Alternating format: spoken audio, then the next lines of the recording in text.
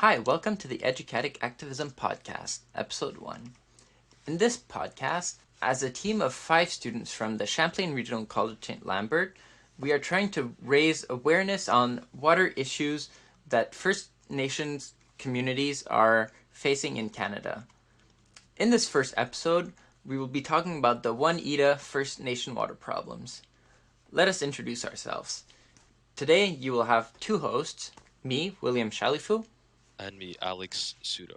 So, Alex, how many people actually live in the Oneida community and where is it located?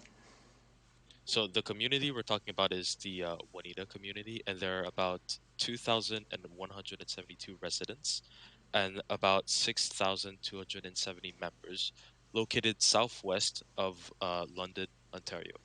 So the Oneida Nation of the Thames is a flourishing and vibrant Iroquois nation. Like other Iroquois nations, it is sovereign independent nation with its own traditional, hereditary, and contemporary systems of governments and law. Okay, good. Interesting. And I believe that they are known as the Onyotoaka in the Iroquois Confederacy.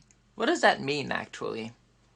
It's actually a pretty beautiful name, which the both of us is going to have a lot of trouble, pronouncing. But it Yeah, means indeed. people of the standing stone. This community was established in 1840 as the Oneida settlement. The evolution of this great nation transforming from an agricultural society into a more modern and versatile Iroquois community that we know nowadays. Okay, good. And what does this community believe in?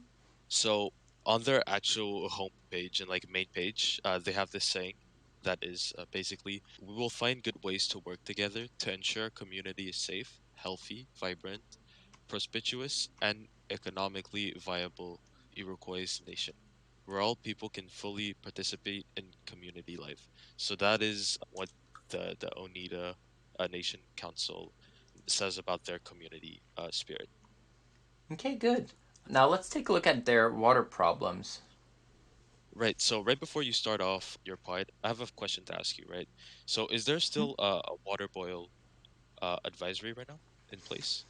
Yeah, actually, for the past 3 years, about since 2019, they've had a boiled water advisory in effect. Okay, I see. And do you know for how long that water has been contaminated for?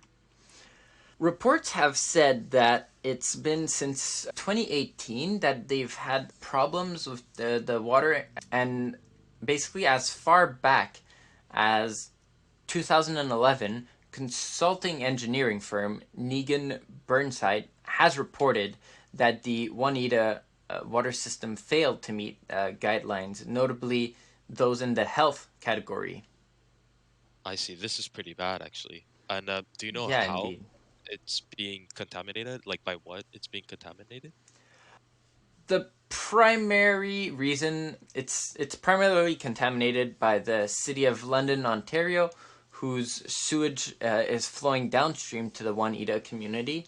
One of the main problems is that they're downstream of it and they lack the infrastructure.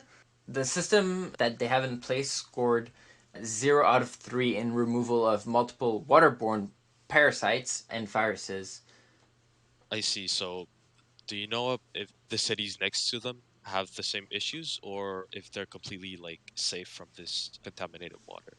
As of 2019, Juanita has had 18 years worth of water testing that was found to be contaminated, and those often showed dangerous levels of pathogens like E. coli. Luckily, the neighborhood city of Southwold received a $176 million worth of water filtration system, and that is drawing from Lake Erie. However, this system stops directly where the Juanita community begins.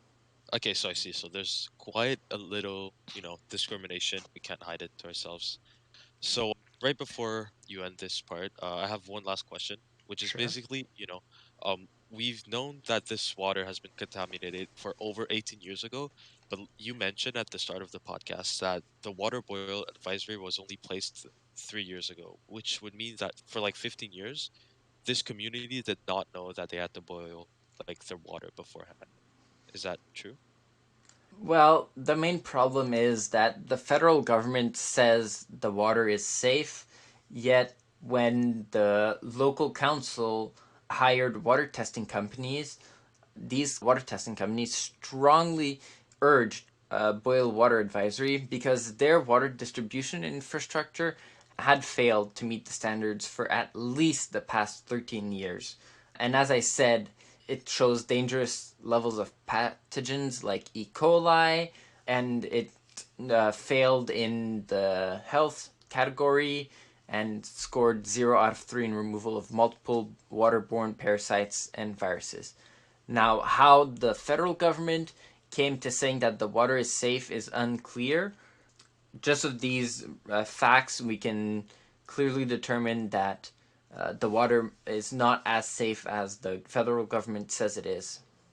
Okay, I see. Thank you.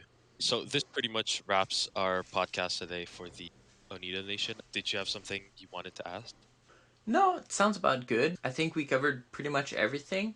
If you have any questions, you can always add a comment to this podcast and we will answer it as best as we can. All right, thanks, William. Have a good afternoon, man. Have a good afternoon, Alex. Stay safe.